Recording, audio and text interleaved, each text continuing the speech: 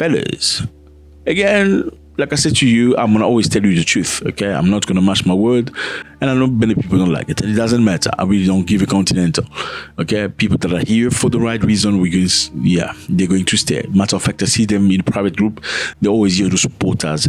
I appreciate you. Thank you very much for being here. Now, the U.S. President Donald Trump has begun a 3-day summit with specific African presidents in Washington. So yeah, a couple of African presidents went to the U.S. to meet Donald Trump. I mean, it's interesting that kicking away Africans, asking them to go back to their countries, sending some of them to Sudan, which is a third country, a country at war, a dangerous country. But African presidents are still going to see Donald Trump. It's interesting. Let's find out why. Who are these people?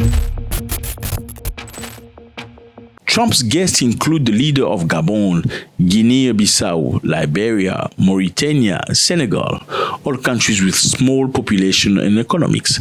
Interesting, fellas, okay? Why did these people go see Donald Trump? You need to find out about that.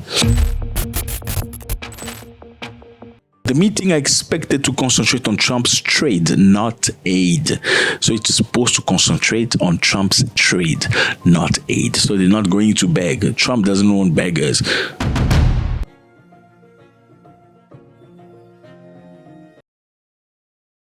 All these countries are facing 10% tariff on goods exported to the United States.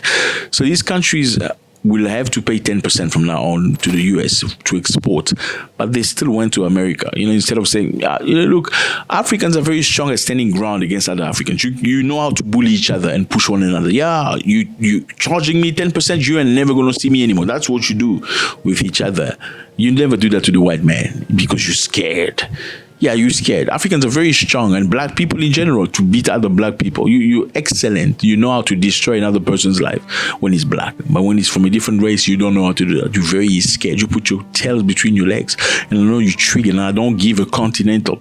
Now, during a televised lunch at the White House on Wednesday, the African leaders lavished Trump with praises while encouraging U.S. economic partnership.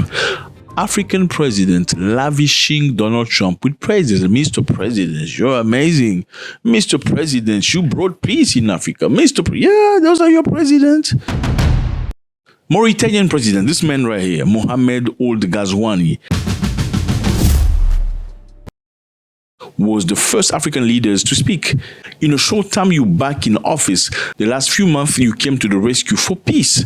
This is what he's saying. You rushed to Africa to resolve a long-standing problem, referring to the peace deal between the DRC and Rwanda. Well, DRC and Rwanda. This is DRC, this is Rwanda. They've been through problems for a long time, since 1996. It's very complex. We're probably going to talk about this some other time. But basically, DRC has been accusing Rwanda of looting their gold, diamond, and minerals, and coltan. Coltan is what you need to create batteries for cell phones and electrical cars. You know how much valuable that is. And Rwanda, as you can see here, were accused for a long time by the DRC, saying they've been entering the country, by force and looting things. Rwanda's defense forces, in support of their M23 puppet, are continuing their terrorist enterprise on our territory, sowing terror and desolation among our populations. These acts are not only an attack on the Republic, but an affront to the history and dignity of our people. Now, how is that possible? Because the DRC's army is very weak. Well, why is it weak? Because they don't get fed appropriately. Now, why they don't get fed appropriately? Well, they get their salaries. I mean, the bosses get their salary. They don't pay the soldiers well. It's crazy. A report says that the Prime Minister of the DRC earns $500,000 a month, whilst a soldier that goes to war every single day, sometimes gets $75 a month. Let me repeat myself. The Prime Minister, this lady right here, the report says gets $500,000 a month, while the soldier gets $75 a month. Now, how do you protect a country like that with $75,000? If you die, who's going to look after your wife? I mean, she's going to become a prostitute to feed your children. Now, how do you encourage your army? Like DRC has 100 million inhabitants, 100 million men. Rwanda has less than 10 million men. Now, if you really think that these people are stealing from you, why would you go to Trump so he can find a solution for you?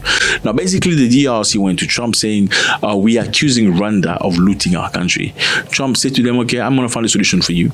Matter of fact, from now on, your mineral, your riches, we're going to split it not in two, but in three. So you're going to have, Rwanda has to have two. But I'm having two. That's the deal they cut. Anyway, let's not force into that. Now, this president from Mauritania says Trump is an amazing person because as soon as he gets back to office, he finishes the problem between the DRC and Rwanda. Mr. President, in the short time you've been back in office, the last few months, you came to the rescue for peace since the beginning. You've been doing a great deal of work.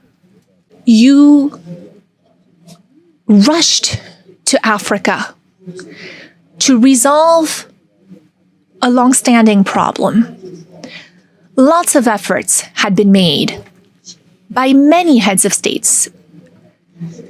But your will made it possible for this agreement to be signed. And now, this conflict is behind us. Well, the problem is not finished. They signed the deal, peace deal. But if you read the news in both sides, you hear how the DRC people are talking about Rwanda. There's still hatred and animosity. If you see the way the Rwandese are still talking about the DRC, there's still the same feeling. So this deal is a lie because the bottom line is, I'm telling you, it's like two people say, let's shake hands. You shake hands, but you still owe the grudge. So anytime something happens, something's going to break. Now, is that a successful deal? I don't know about that. Senegal president, this man right here, Bassirou Diomaye Faye, he also complimented Trump's golf skills. You're going to see your boss and say, yeah, your golf skills are, when you see somebody that's valuable financially, a lot of people will say anything, to praise him, just to make him feel good. Oh, your golf skills are amazing. And he invited, how about you come to Senegal, come build a golf course in Senegal. I was wondering what your secret was for resolving all these complex crises, and I know you are a tremendous golf player. Golf requires concentration and precision, qualities that also make for a great leader. Senegal has exceptional opportunities to offer, including in the area of tourism. So perhaps an investment could be made in a golf course in Senegal. It would just be 6 hours by flight from New York, from Miami, from Europe, or from the Gulf. And that would be an opportunity for you to show off your skills on the golf course too. Why? Because they're trying to be liked. It's not objective. It's about how much he's going to like me. President Bassirou complimented him. He said, thank you very much. Thank you. I didn't know I'd be treated this way. That's what Donald Trump said. I didn't know I'd be treated this nicely. This is great. We could do this all day long. Thank you very much. He also got praise from the president of Gabon that said that what he's doing is amazing. He said the country has a great deal of resources, including rare earth mineral. Why don't you come? We have all these minerals in our country. Come. Gabon president said that the country has a lot of resources. Why doesn't Trump come and take, okay, so this is, you see how you are represented. I don't know. Is this a good thing? I want to hear from you. Gabon is a rich country. We have over 2 million inhabitants and a great deal of diversity, raw materials, oil and gas reserves. And we would like those resources to be tapped. Now, Trump has threatened them to cut them off AGOA. AGOA is this plan here which allows many African nations to export their goods to the United States of America with zero tax. So apparently, America wants to help Africans. You can export to our country without having to pay any tax. But it's a good thing. Sounds good, right? South Africa really profits from this. They export citruses, apples, pineapples, and cars and stuff like that. Yes, BMWs and Mercedes from South Africa go to the United States of America. They make a lot of money, create a lot of jobs.